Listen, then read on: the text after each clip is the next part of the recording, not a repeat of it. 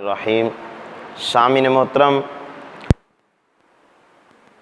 आज नमाज के मुतल्लक़ एक बहुत ही ज़रूरी बात कि अगर जमात हो रही है और आप बाद में आए हैं, मसलन तीसरी रकत में आकर के आप मिले हैं इमाम के साथ, तो अब आपको क्या करना चाहिए और जब इमाम सलाम फेर दे तो उसके बाद नमाज कहाँ से शुरू करनी चाहिए।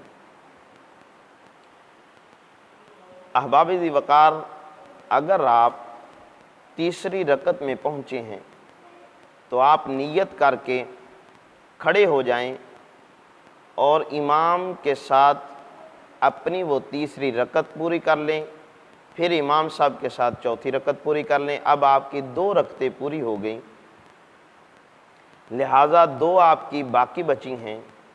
वो 2 कौन सी हैं? वो 2 पहले वाली हैं जो आपके आने से पहले इमाम साहब पढ़ चुके थे।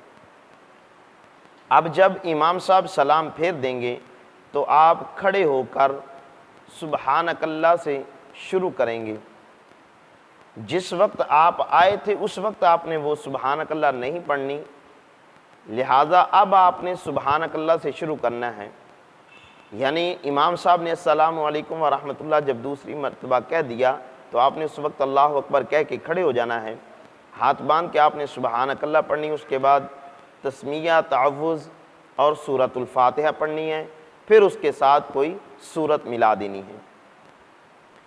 अब वो रकत आपकी मुकम्मल हुई, फिर उसके बाद आपने रुकू सुजूद करके फिर खड़े हो जाना है और फिर आपने जब अब आपकी ये वैसे तो उधर से दूसरी रकत बनेगी, नमाज के लिहाज से ये चौथी रकत होगी, इसमें भी आपने सूरतुल फातिहा पढ़नी है और उसके साथ सूरत मिला देनी है।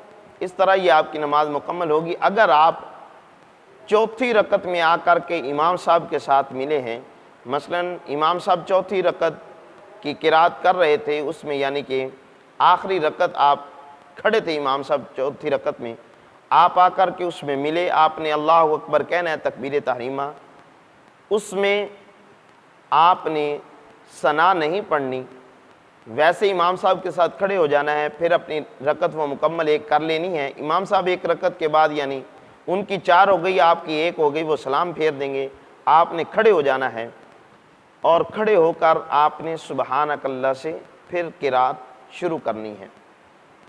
सुबहानकल्लाह पढ़ें, उसके बाद तअव्वुज़, तस्मीया, सूरतुल फातिहा पढ़ें और उसके बाद आप साथ कोई सूरत मिलाएं। अब आप सूरत मिला के रुकू सुजूद करके फिर तशहुद में बैठें, क्योंकि अब आपकी 2 रकतें हो गई। यहाँ पे आपने अत्तहियात पढ़नी है, यानी 2 रकतों के बाद जो कादा होता है अब आपका वो बनेगा। तो लिहाजा 1 रकत आपने इमाम साहब के साथ पढ़ी थी, 1 अब पढ़ी, अब 2 रकतें हो गई। इसके बाद जो तशहुद है उस पे आप बैठ जाएं, तशहुद पढ़ के फिर आप खड़े हों, फिर सूरतुल फातिहा उसके साथ कोई सूरत मिलाएं, फिर आप रुकू सुजूद करें, उसके बाद फिर खड़े हो जाएं। अल्लाहु अकबर कह के जब खड़े होंगे तो फिर उसमें आपने सिर्फ़ और सिर्फ सूरतुल फातिहा ही पढ़नी है। कि देखो, 1 रकत आपने जो इमाम के साथ पढ़ी थी, असल में आपकी वो इमाम की रकत से पहले वाली यानी तीसरी रकत बनती थी, उसमें सिर्फ़ और सिर्फ सूरत फातिहा ही पढ़नी होती है।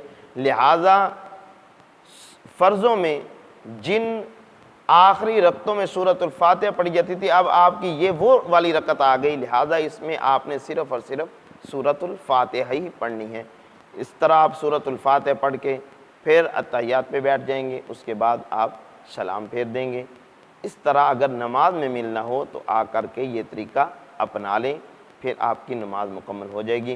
कुछ अहबाब होते हैं कि वो 1 रकत तो इमाम के साथ पढ़ी, दूसरी खुद खड़े होकर पढ़ ली, फिर वो तशहुद पे नहीं बैठते, वो फिर सीधे फिर खड़े हो जाते हैं, फिर इस तरह वो चौथी में फिर खड़े हो गए। उनका दरमियान वाला कादा यानी 2 रकतों के बाद जो कादा था वो रह गया, लिहाजा अब आखिर में उन्हें सजदा सहव करना पड़ेगा। सजदा सहव करके फिर उनकी वो नमाज मुकम्मल हो जाएगी। लिहाजा इन बातों का बहुत ही हमें ख्याल रखना चाहिए। ये छोटी छोटी बातें हमारे दीन में बहुत ज़रूरी हैं। अल्लाह रब्बुल इज़्ज़त हमें अमल की तौफीक अता